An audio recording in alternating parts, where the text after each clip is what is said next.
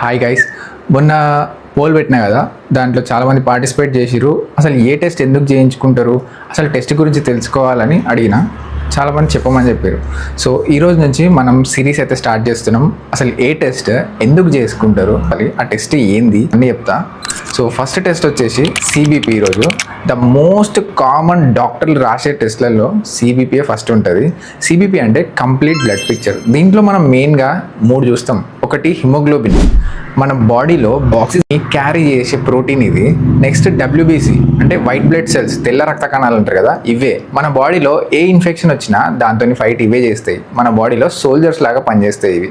And next వచ్చేసి platelets. Platelets అంటే మనం ఎప్పుడైనా కింద పడ్డప్పుడు లేదంటే ఏదైనా బ్లీడింగ్ ఆపడానికి ఈ ప్లేట్లెట్సే మనకి హెల్ప్ చేస్తాయి.